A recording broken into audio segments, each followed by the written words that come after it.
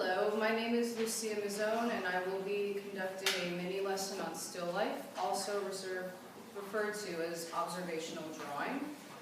I will be introducing what the four basic elements are in drawing, which is line, contour, shape, and value. So I want to pose a question. I'd like to start asking by saying, what is a still life drawing in the first place? Yes? A still life drawing is a visual observation of the objects in still position in front of you. Very good. So that's correct. So it's based on the objects that are directly in front of you and how you set them up. A still life drawing in the art world is defined as objects that don't move. So they're basically chosen objects that you placed, and you have absolute control over where you want your objects to be placed and studied. Artists often use objects such as vases, bowls, bottles, sometimes fruit. They set up a still life usually in the studio as a study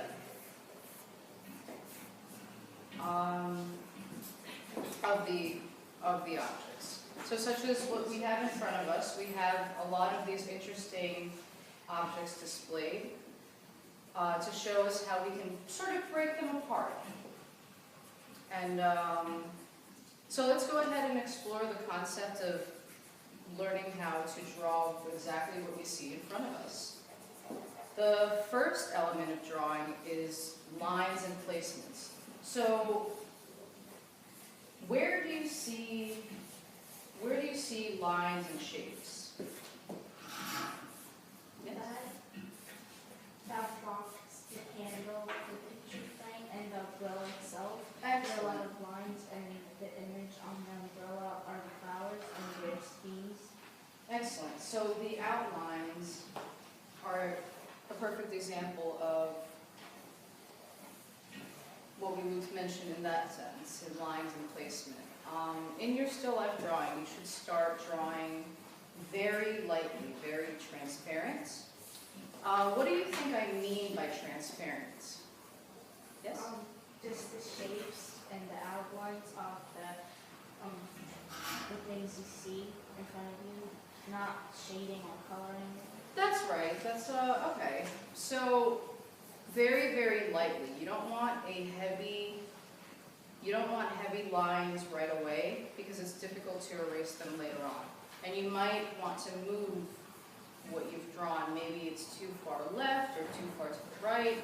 So while you're measuring, the best way to do it is to draw very, very lightly so you have the ability to change positions of what you're drawing. So the second element is that artists look for in their still life display is where geometric shapes. So what shapes do we see?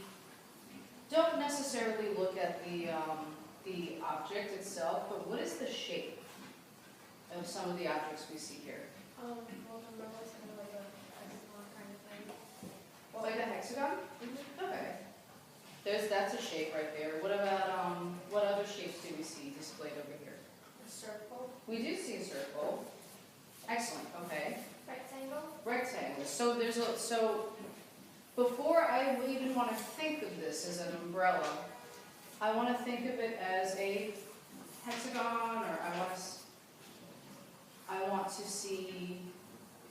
to draw this candle as a cylinder with a sphere on top, or a rectangle with a sphere on top. I want to think of these things not as what they are at the moment, but you slowly develop the details as your drawing progresses.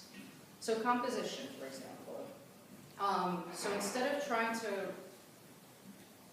to represent everyday details, artists try to see what's in front of them, cubes, shapes, cones. These are the examples of the shapes that we would look at.